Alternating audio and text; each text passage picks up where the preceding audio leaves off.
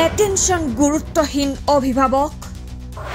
সম্পৰ্ক ৰক্ষাৰ কথা দি কথা ৰখা নাই আপুনি ৰাজ্যত উন্নয়নৰ পাহাৰ পৰ্বত গঢ়া বুলি ফিতাহি মৰা মিত্ৰজোঁটৰ চৰকাৰখনৰ বিৰুদ্ধে গৰজি উঠিছে বকৰ কালিয়াবৰী গাঁৱৰ ৰাইজ স্বাধীনোত্তৰ কালতো নিৰ্মাণ কৰা নহল গাঁওখনৰ একমাত্ৰ মূল পথটো অখাৰ ৰাইজৰ শত সহস্ৰ আবেদন নিবেদন উল্লেখ্য যে বকৰ কালিয়াবৰী ৰাজাবাৰী সংযোগী পথটো ইমানেই দুৰ্বল যে বাৰিষাটো বাদেই খৰালিটো মানুহৰ আহযাহ সম্ভৱ নহয় বিজেপিৰ জনসম্পৰ্ক অভিযানৰ সময়ত গাঁওখনলৈ আহি অভিভাৱক মন্ত্ৰী চন্দ্ৰমোহন পাটোৱাৰীয়ে লগে লগে পথটো নিৰ্মাণ কৰি দিয়াৰ প্ৰতিশ্ৰুতি দিছিল যদিও অখাৰ প্ৰতিপন্ন হল বিজেপিৰ জনসম্পৰ্ক অভিযান অৱশেষত অভিভাৱকলৈ বাট নাচাই নিজেই পথ নিৰ্মাণত লাগিল গাঁৱৰ ৰাইজ নিজৰ গাঁঠিৰ ধন ভাঙি পথ মেৰামতিত এতিয়া ব্যস্ত বকৰ কালিয়াবৰী গাঁৱৰ ৰাইজ বাৰিষাৰ পূৰ্বে পথটো সামান্যভাৱে অহা যোৱাৰ বাবে সুগম কৰাত ব্যস্ত গাঁৱৰ ৰাইজে অভিভাৱক মন্ত্ৰী তথা চৰকাৰক দিলে হুংকাৰ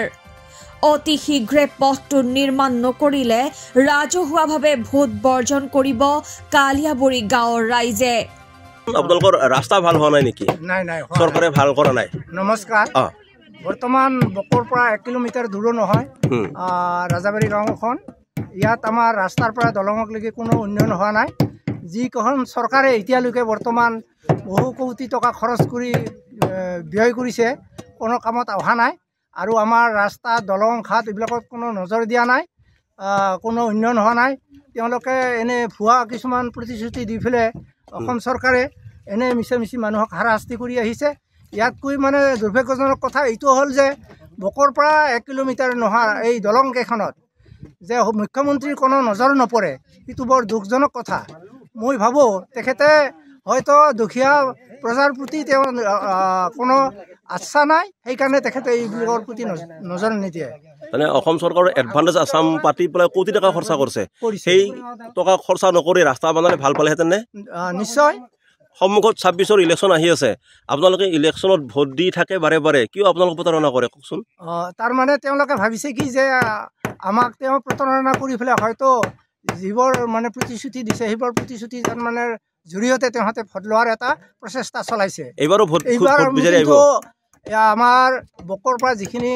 দূৰত্ব 1 কিলোমিটাৰ নোহোৱা দূৰত্বৰ যিখিনি গাঁও অৰ্থাৎ ৰাজাবাৰী গাঁও কালিয়াবৰী গাঁও আমি এইবাৰ ভোটৰ পৰা বৰ্জিত হৈ থাকিম আমি তেওঁক ভোট নিদিওঁ বকৰ পৰা জাহেৰ আলী আহমেদৰ ৰিপৰ্ট অসম স্পন্দন।